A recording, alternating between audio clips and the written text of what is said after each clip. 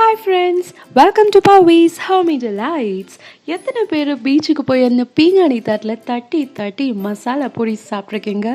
அது தட்டி தட்டி சாப்பிடும்போது அதில் செம்மையாக ஒரு சவுண்ட் வருங்க. இதுக்காகவே நான் ஒரு பீங்கானி பிளேட் வாங்கி இன்றைக்கி மசாலா பொடி செஞ்சு சாப்பிட்ருக்கேன். ரொம்ப அருமையாக வந்திருக்கு. இது எப்படி பண்ணலான்னு நீங்களும் பாருங்கள். மசாலா பூரியில் போடுற மசாலாவுக்கு மெயின் இன்க்ரீடியண்ட்டே இந்த ஒயிட் பீஸ் தாங்க. இதை ஒரு 1 கப் எடுத்து நல்லா வாஷ் பண்ணி ஓவர் நைட் நான் தண்ணியில் சோக் பண்ணி எடுத்து வச்சுருக்கேன். ஸோ அட்லீஸ்ட் ஒரு 6 to 7 hours அது கண்டிப்பாக சோக் பண்ணும். பாருங்கள் எவ்வளோ நல்லா குண்டு குண்டாக வந்திருக்கு.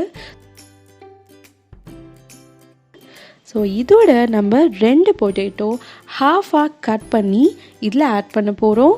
ஸோ இதெல்லாமே நம்ம 6 விசில்ஸ் குக் பண்ணி எடுத்துக்க போகிறோம். ஸோ இதோட 1 டீஸ்பூன் மஞ்சத்தூள் போட போகிறோம். ஒரு பட்டை, 2 கிராம்பு, 2 டீஸ்பூன் ஆயில், இது எல்லாமே சேர்ந்து நல்லா குக் ஆகுங்க. அண்ட் அது தனித்தனியாக வரணுங்கிறதுக்காக ஆயில் ஆட் பண்ணுறோம். ஸோ இதை 6 விசில்ஸ் வச்சு எடுத்துக்கோங்க. 6 விசில் வந்துடுச்சு. இப்போ நம்ம இந்த குக்கர் ஓப்பன் பண்ணி இந்த பீஸ் எல்லாமே எப்படி குக்காக இருக்குது அப்படின்னு நம்ம பார்த்துடலாம்.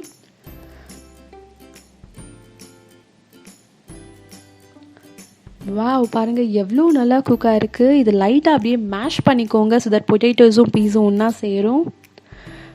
இப்போது நம்ம இதை எடுத்து பார்க்கலாம்.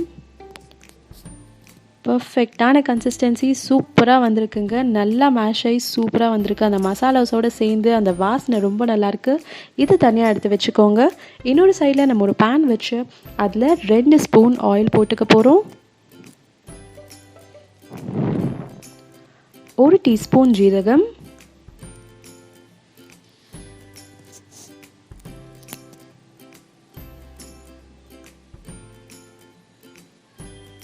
இது நல்லா சால்ட் ஆனதும் நம்ம 2 ஆனியன்ஸை நல்லா க்யூப்ஸாக கட் பண்ணி வச்சுருக்கோம். அதை ஆட் பண்ணிக்கோங்க.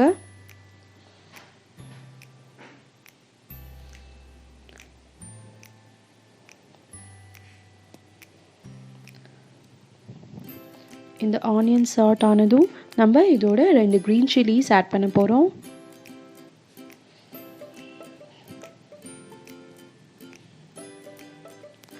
ரெண்டு டொமேட்டோஸை டைஸாக கட் பண்ணி வச்சுருக்கோம். அதையும் இதோட ஆட் பண்ணிக்கோங்க. நம்ம மிக்சரில் போட போகிறோங்கிறதுனால பெருசாக கட் பண்ணியிருக்கோம். ஸோ இதை நல்லா சார்ட் பண்ணி நல்லா அப்படியே ரெண்டும் பிளெண்ட் ஆகிற வரைக்கும், ரா ஸ்மெல் எல்லாம் போகிற வரைக்கும் நம்ம சார்ட் பண்ணிக்கலாம். பாருங்கள், அந்த கலரே சேஞ்ச் ஆகிடுச்சு. நல்லா தெரியுது, ரா ஸ்மெல் எல்லாமே போயிடுச்சு. இப்போது நம்ம இதை மிக்சியில் போட்டு எடுக்க போகிறோம். அதனால் இதை ஒரு பிளேட்டில் வச்சு நல்லா கூல் பண்ணி எடுத்துக்கோங்க. இது நல்லா கூலானதும் மிக்சியில் போட்டுக்கலாம்.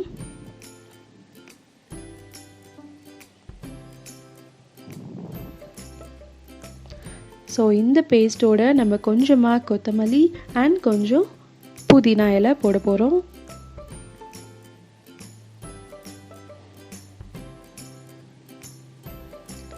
நம்ம ஆல்ரெடி பாயில் பண்ணி வச்சுருந்தோம் இல்லையா, அந்த பீஸை ஒரு 3 டீஸ்பூன் இதில் ஆட் பண்ணிக்கோங்க. ஸோ இந்த புதினா கொத்தமல்லி தாங்க இதுக்கு அருமையான கலரை கொடுக்க போகுது. இப்போ நம்ம இதை நல்லா கிரைண்ட் பண்ணி பேஸ்ட்டாக ரெடி பண்ணி எடுத்து வச்சுக்கலாம். அடுத்து நம்ம ஒரு பேன் எடுத்துக்கலாம். அந்த பேனில் 3 டீஸ்பூன் ஆயில் போட்டுக்கோங்க அண்ட் பிரிஞ்சி இலை போட்டுக்கோங்க. 1 டீஸ்பூன் கொத்தமல்லி பொடி, 1 டீஸ்பூன் கரம் மசாலா,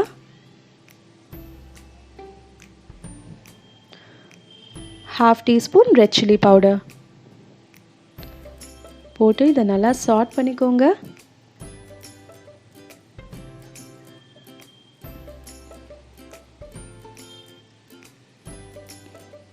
இப்போது நம்ம இதோட இந்த அரைச்சி வச்சுருக்கிற மசாலா பேஸ்ட்டை ஆட் பண்ண போகிறோம். போட்டதும் அப்படியே மேலே திருக்குங்க. ஸோ ஸ்லிம்மில் வச்சுட்டு ஆட் பண்ணுங்கள். அப்படியே ஸ்லோவாக சாட் பண்ணுங்கள். இப்போ ஃப்ளேமை இன்க்ரீஸ் பண்ணிவிட்டு இதை க்ளோஸ் பண்ணி வச்சிடலாம். ஒரு 2 நிமிஷத்துக்கு இது இப்படியே குக் ஆகட்டும்.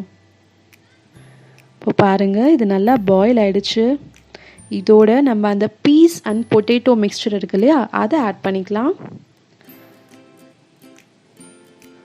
அதை கொஞ்சம் கொஞ்சமாக ஆட் பண்ணிவிட்டு அப்படியே மிக்ஸ் பண்ணிகிட்டே வாங்க. பாருங்கள் நல்லா மிக்ஸ் பண்ணிவிட்டேன். இன்கேஸ் திக்காக இருந்துச்சுன்னா நீங்கள் கொஞ்சம் தண்ணி ஊற்றிக்கலாம். ஒரு 1/2 கிளாஸ் தண்ணி போதுங்க, ரொம்ப ஊற்றிடாதீங்க.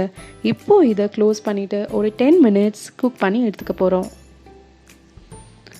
வாவ், பாருங்கள் இந்த மசாலா நம்ம எப்பயும் சாப்பிட்ற அந்த மசாலா பூரியில் இதாங்க மசாலா எவ்வளோ நல்லா வந்திருக்கு பாருங்கள்.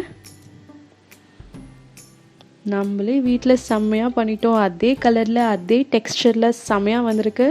இது நான் லைட்டாக டேஸ்ட்டும் பண்ணி பார்த்துட்டேன், என்னால் அடக்க முடியல. ஸோ ஒரு பிளேட்டில் ஒரு 5 பூரி எடுத்து நான் அப்படியே லைட்டாக க்ரஷ் பண்ணிக்கிறேன். உங்ககிட்ட சமோசா இருந்தால் நீங்கள் சமோசாவும் இதோட குட்டி குட்டியாக அப்படியே கட் பண்ணி இதில் போடலாம்.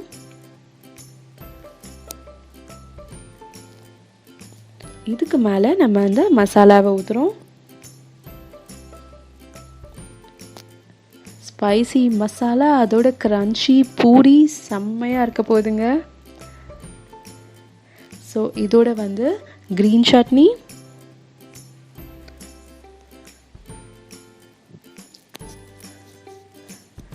And tamarind chutney. இது 2 சட்னியும் எப்படி பண்ணும் அப்படிங்கிறது நான் ஆல்ரெடி நம்ம சேனலில் காமிச்சிருக்கேன். வேணும்னா இந்த லிங்க்கை நீங்கள் கிளிக் பண்ணி பாருங்கள். இந்த green chutney and tamarind chutney தாங்க ஸ்பைஸு ஸ்வீட்டு எல்லாத்தையும் ஒரு சாட்டுக்கு கொடுக்கும். இதுக்கு மேலே குட்டி குட்டியாக சாப் பண்ண ஆனியன்ஸ், கொத்தமல்லி,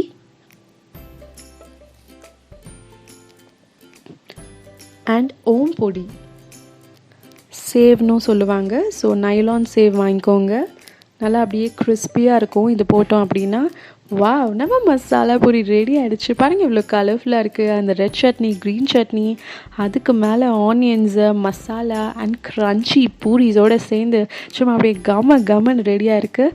இந்த பீங்கானி பிளேட்டை தட்டி தட்டி அந்த சத்தத்தோடு சேர்த்து நான் இந்த மசாலா பூரியை டேஸ்ட் பண்ணி பார்க்க போகிறேன். ஸோ நீங்களும் கண்டிப்பாக உங்கள் வீட்டில் ட்ரை பண்ணி பாருங்கள். இந்த வீடியோ உங்களுக்கு பிடிச்சிருந்தா லைக் பண்ணுங்கள், ஷேர் பண்ணுங்கள், சப்ஸ்கிரைப் பண்ணுங்கள், அண்ட் அந்த பெல் ஐக்கானையும் கிளிக் பண்ணுங்கள். டெய்லி நான் போடுற அப்டேட்ஸ் உங்கள் எல்லாருக்கும் வந்துக்கிட்டே இருக்கும். Thank you friends.